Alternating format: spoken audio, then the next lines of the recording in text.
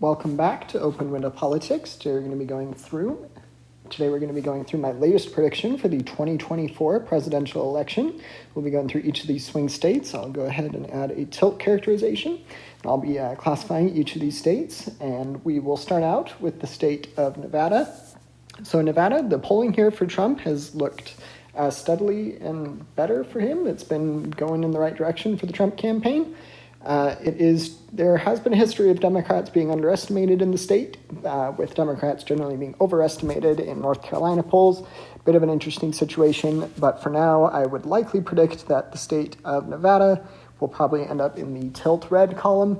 I do think that it is certainly possible it ends up in the blue column. It'll be interesting to see. It's been voting for the Democrats for a while now, so if it does go for Trump, it'll be an interesting switch there, be interesting change to see. And then we will now go to the state of Arizona. In Arizona, it is most likely going to also be Trump victory. There is an abortion referendum on the ballot in Arizona, which is going to make for a bit of an interesting electorate. So I do think there's certainly a possibility that the Harris campaign is able to capitalize on that and is able to perform well enough to win in the state. Also, the Democrat on the Senate level, Ruben Gallo, is projected to win by a reasonably comfortable margin. So it is possible that Harris ends up on top. I wouldn't counter out. I do think that of the states, well, actually, we'll get to the state that I do think is most solidly Republican. It will be yet to come.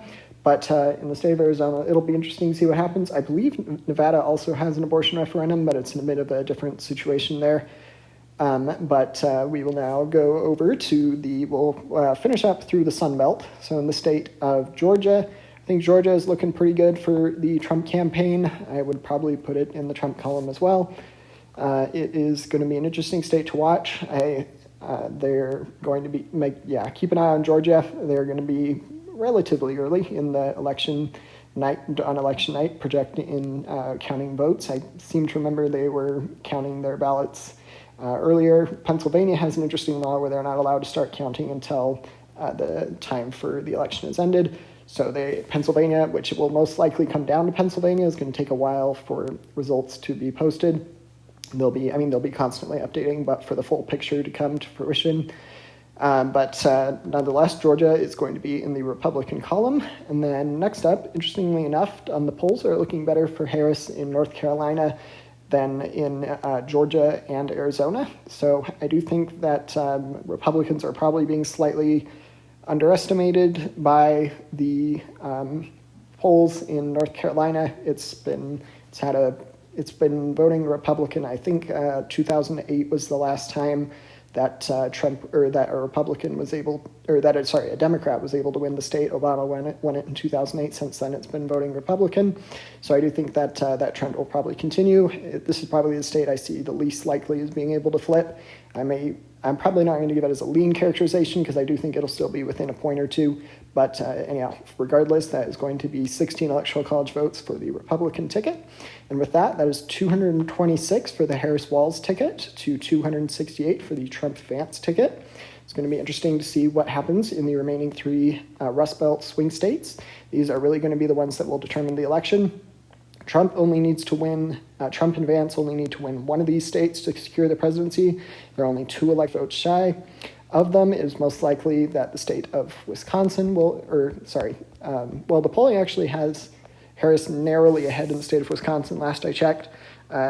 So probably the more likely, we'll get to the more likely, but I'm going to classify the state of Wisconsin as well as Michigan as both being in the tilt blue column.